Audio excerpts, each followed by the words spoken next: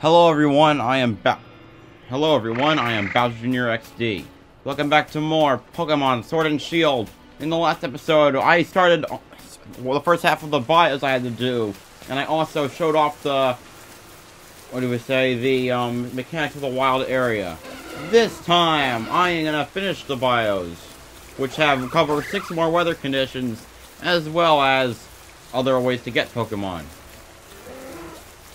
So one thing I didn't go over, I went over the fact that there was rain, but there also was a thunderstorm weather. And this is where you can get 3 different Pokemon in this area. Starting off, we have Electrike, the electric type of Gen 3 that people like.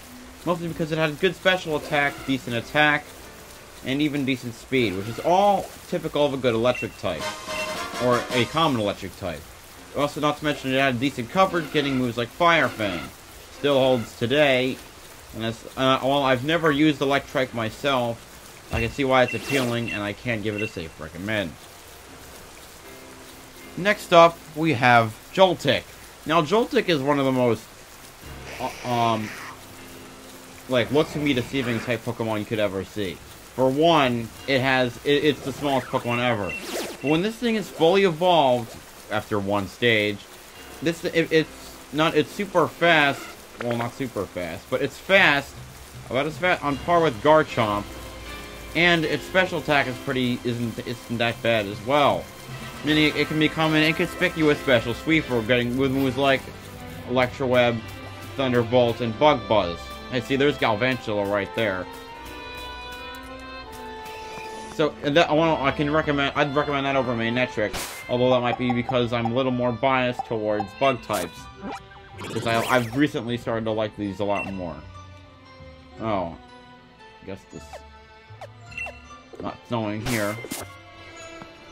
The last one you can get in a thunderstorm, really enough, is the Pokemon Pyukumuku.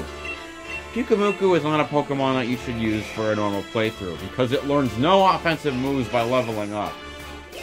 This thing, its real strength shines when it's in a competitive background, as it has wonderful defensive stats.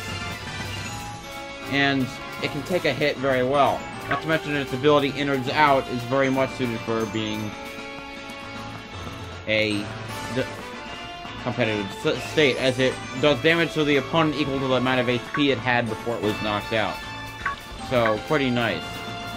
Not for single player, but a very interesting one to play with, again, if you're battling a friend. Alright. Next up, we have the snowing weather condition. The sun weather condition. What the sun brings 2 versions, as far as I know, version exclusives. In Pokemon Sword version, you have Vulpix. Vulpix as a fire type is only really good status special defense, with special attack being decent.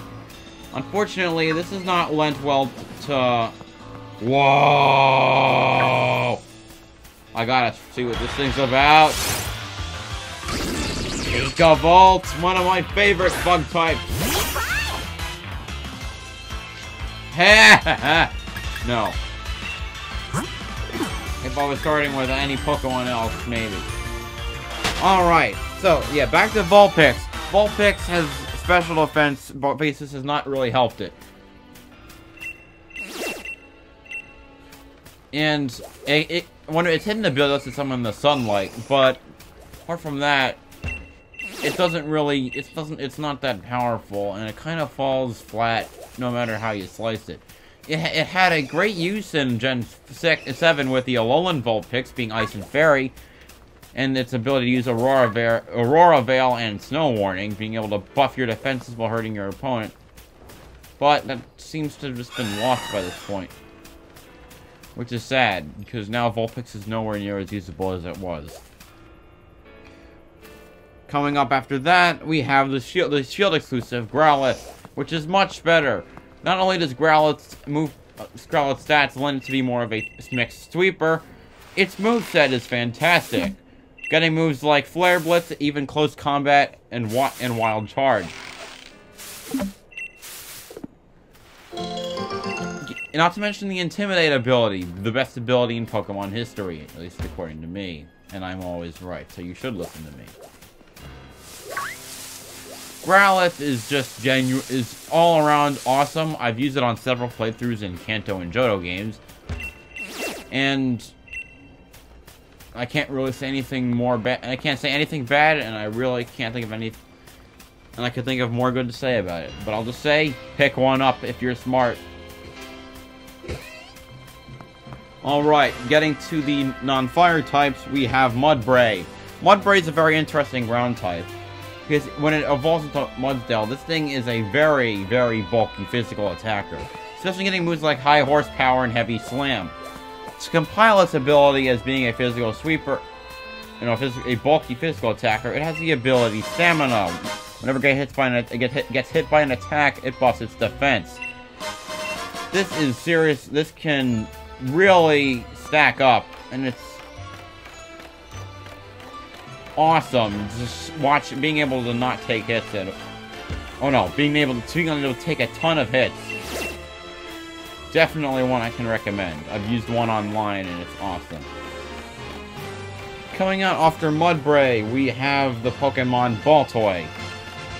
Baltoy is a ground psychic, and it usually fills a gap on a team by being a bulky special attacker, getting moves like, or more like a bulky mix attacker, being able to learn moves like Earthquake and Psychic, and round that with its ability to cast stuff like Light Screen and Reflect, because that's what it's really meant to do. Cast up those defensive abilities. I find it can be very helpful for that. And it might struggle because Baltoy evolves kind of late at 36. But I definitely recommend giving it a spin. Especially if you want the type of Reflect Light Screen coverage on your team. I'll get to Hail in a minute, or Snow in a minute. But there's one more Pokemon that comes in the rain, in the sun, and that's Onix. Onix is not one of my favorite Pokemon. A rock and ground type with no good stats besides speed. However, that changed when we got the Pokemon Steelix. Its evolved form, which you also need somebody to trade with to evolve it. But if you can get that done, you have one of the best physical walls, with the second highest defense in Pokemon history. And a good and Steel Ground offering some decent coverage along the way. It's not as usable as many other Pokemon I find, because it still has some weaknesses that can be exploited, like Water and Fire. And it's very slow, unlike its pre-evolution. But it's there. And Snover broke free. I hate you. Alright, now going into the snow, I guess I'll talk about Snover. Snover is interesting as a grass and ice type Pokemon. Personally, I love the idea of being quadruple weak to a fire type. But just do what you will. It's a very interesting, because it basically comes across as a physical attack, more of a physical attack. Except don't mind the fact that it's using Leaf Pitch and Powder Snow. When you get moves like Wood Hammer and Avalanche, and this thing can hit very hard. However, this thing was only really able to hit hard in general because of its Mega Evolution, which does not exist in this game. And now I have to warn you, Snover evolves at level 40, which is incredibly late. So you're gonna be stuck with this for a long time. If you want to get that though, you might get something good out of it. I've never used Snover's evolution of Bomb with Snow personally, but you could be the first. And by the first, I mean between you and me. Next Pokemon you can find in the snow is Vanillite, the ice cream cone. Vanillite is, it looks awesome. I like the way it looks. And when it also evolves late, and this is a sort of, I know a lot of Pokemon evolve late, but if it's from Unova and it's late in the Pokedex, it comes very, very late. Like, I think level 32 and 42 for first stage and second stage evolutions. But if you can persevere there, you get something with some really nice special defense and special attack. Not to mention abilities that go really well with Hail, including one that even creates the Hail. So, accompanied with that, it learns some nice ice moves like Frost Breath, and Blizzard, and even it can learn Flash Cannon, albeit by TR now. Because of this, I've never used one, but I've always wanted to, and one I will definitely recommend, even if it looks ridiculous. The last Ice-type Pokemon you can find in a snowstorm, no, in snow, regular snow, is Swinub. Swinub's a ground and Ice-type Pokemon, which is a very interesting combination.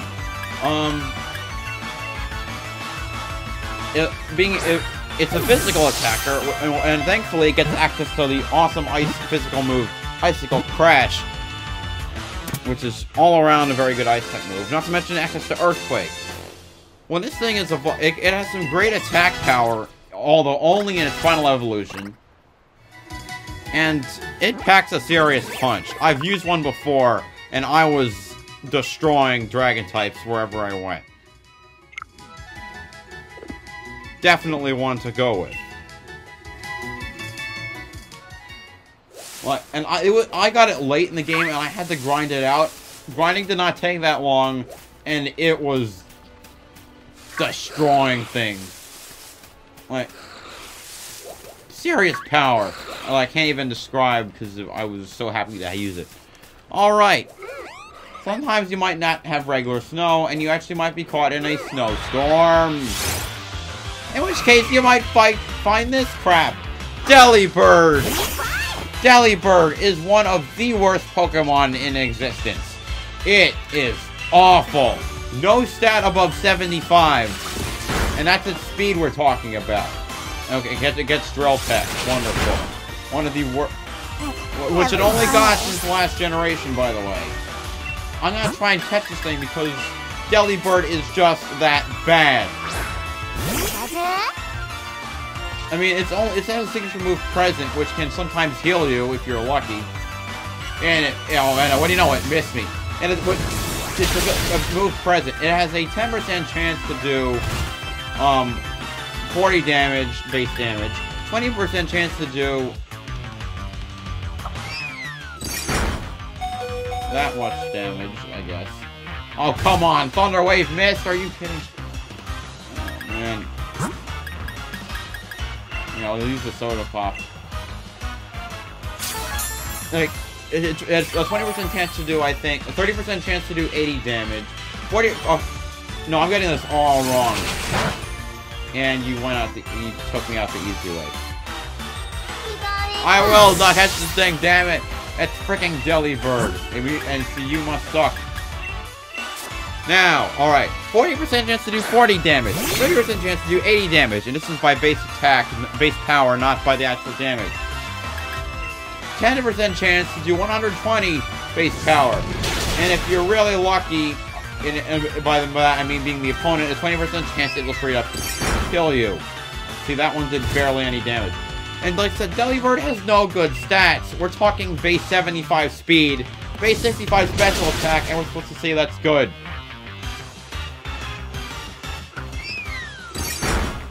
Oh my gosh. I might actually lose. Time to throw out a Pokeball and hope for the best, though.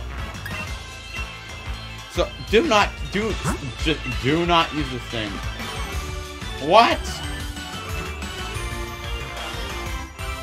You're kidding me. So I can't catch these things. Well, screw you.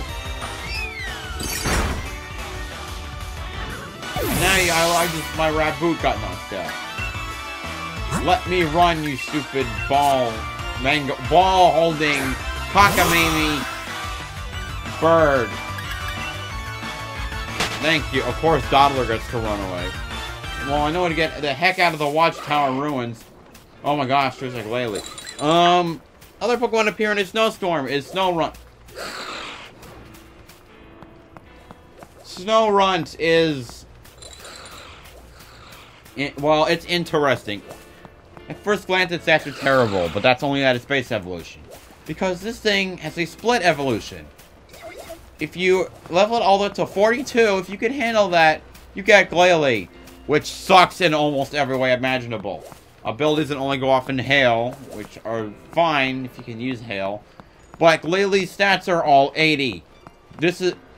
80's not terrible, but it means you have no really good stats, and it really shows because Glalie tends to underperform. I've never used one, but I can imagine the frustration of using one. Don't pick Glalie. So make sure that your snow runt is female, because in that case you'll be able to get Frostless if you use a Dawnstone. Frostless is the interesting typing of Ice and Ghost, which offers for great coverage. Different hail abilities like Snow Cloak, and most important of all, it's faster with better special attack. Definitely one to pick over Glalie. I've used one before and I like it a lot. Last Pokemon you can find in Snowstorm, weirdly enough, is Clink, a Steel type gear.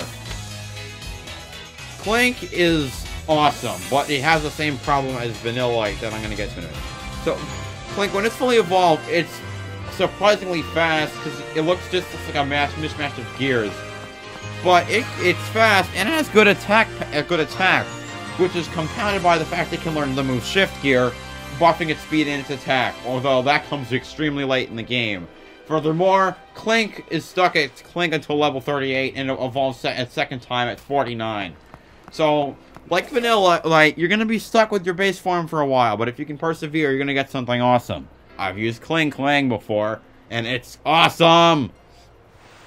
Alright, that's enough of Snowstorm, and I'm also going to talk to this guy. What you have the Psychic TM, which is the best Psychic move. You have Uproar, which attacks 3 turns in a row where no Pokemon can fall asleep. Close Combat, one of the most powerful fighting type moves, but it lowers your defenses. Sludge Wave, a poison move that hits everyone on the screen. And Low Kick, which does more damage the heavier your opponent is. Alright, so the next type you can get is Sandstorm, which is a weather condition that I think I've described before. Hurts everyone but rock, ground, and steel, and increases the special defense of rock types. First Pokemon you can get is Golett.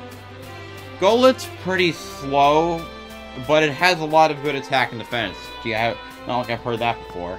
Once again, like Vanillite and Clink, it evolves late, level 43 for its 42 for its evolution. However, once you get there, it learns. It can have the ability Iron Fist, which you can combine it with all the punching moves it gets: Mega Punch, Comet Punch. Well, not Comet Punch.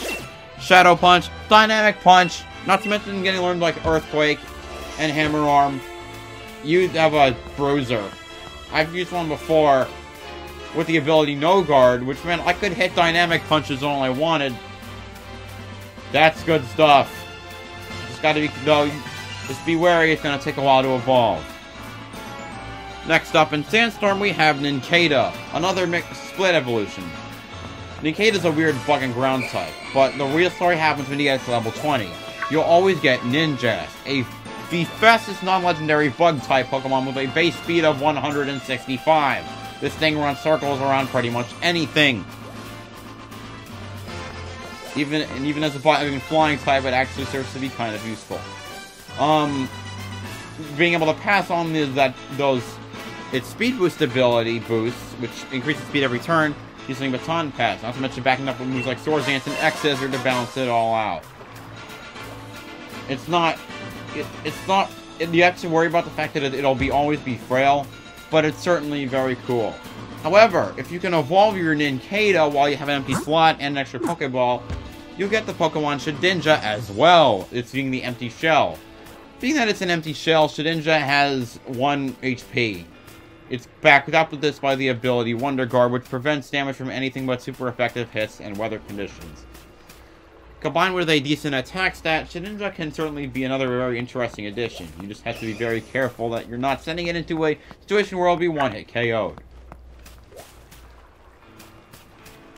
Here we have another Watt Trader. What do you have? Psyshock, a move that calculates based on special attack and defense.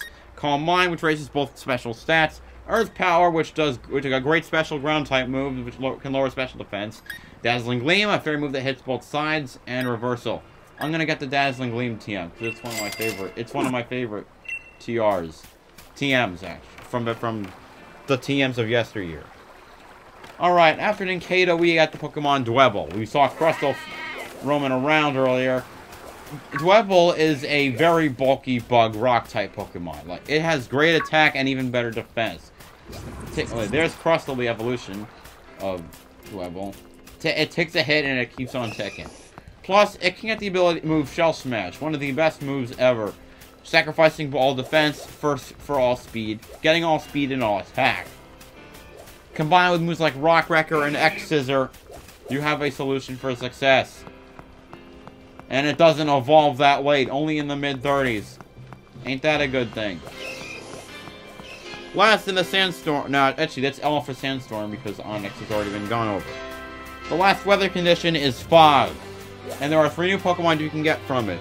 Starting off... Oh, 4, actually. Starting off with something good in what we've seen before in Rolling Fields. No, in Giant Seat, we have the Pokemon Bronzor. Bronzor is like Claydol. It's very bulky on both defense and special defense, with having the edge on special defense, having the, I think, the highest among Psychic-type Pokemon. Something that's pretty cool about Bronzor is that it can also get Gyro Ball, which, given how slow it is extremely powerful. Can help very much. Although I don't know if it might be a TM thing, but it's awesome. So Bronzor also has 2 great abilities: Levitate, which makes you immune to ground-type moves, and Heat Proof, which nullifies half the damage taken from fire moves. In other words, if you have Levitate, you're weak to fire. If you have Heat Proof, you're weak to ground. A great way to play mind tricks on your opponent so that they don't know what ability you might have. And you don't even know if you use fire. Unless you have to use a ground move. If you really want to be sure. I've used one for like 10 minutes, but I'll tell you, this thing can surprise you if you try to use it. Alright, next up, we have Crap in the form of Munna. Actually, I'm gonna go with this Natu first, which is also Crap. Natu is weird. It evolves really early, and it really doesn't have that many good stats. It's got it has good special defense, and that's about it. It learns the basic psychic moves, a couple basic flying moves, but apart from that, it doesn't stand out at all. Aside from the fact that it kind of sucks. Definitely not one I can recommend. Munna has the same problem. The only good stat is very high HP, and its other stats are ridiculously weak. To the point where I had to teach this thing Charge Beam to try and do any damage, just so I could buff my special attack and hit at the same time. This is one to avoid at all costs. Even one with a hidden ability in black and white. The last one you can get in Fog, which is by far the best one, is Ralts. Ralts is a very powerful special attacker. This is completely embodied in its evolution, Gardevoir. Great speed and high special attack makes this thing a primo special sweeper, and I use one every time I play through Gen 3. And to that is the fact that its moveset is very versatile. Psychic, Shadow Ball, Signal Beam when it was usable, Thunderbolt, Moonblast, the list goes on. Being able to devastate people like that, especially with a Psychic-type Pokemon, is what people would want, especially if they grew up with something like Alakazam. However, if you give a male Kirlia a Dawnstone, where have I seen something like that before, you get the Pokemon Gallade, which happens to be my 3rd favorite Pokemon. Gallade is an interesting mixture of attack and special defense, and like Snorlax, it manages to pull this off successfully. Learning several moves to just having some really great versatility, with moves like Leaf Blade, Blitz Combat, Night Slash, Psycho Cut, X-Scissor. And being able to take hits that it might be weak against, thanks to high special defense, this thing is just awesome. I've used one, like many of the Pokemon I've said before, I've used it before, and it's just great, fantastic. Definitely go for it, and not just because I'm biased. Alright, that's all the Pokemon from the Fog. This leaves some special cases. So sometimes a Pokemon will appear if you shake a berry tree for too much. Most of the time it's Skwovet. However, sometimes you might get Cherubi. And Cherubi is awful. When it's evolved into Cherim at mid-20s, it has no really good stats. It's got decent attack, and that's it. which is really bad because Cherubi doesn't even learn that many physical grass moves. Combined with this, well, Cherubi has an interesting ability in Flower Gift, where it will train with a different form during the sunny weather. However, I mean, it increases your attack and special defense, but even though those stats can actually use it, attack has almost nothing to go with. And special defense this can only be used in sunny weather. You might be luring fire type moves in to try and screw you over. So you gotta be very careful with that. So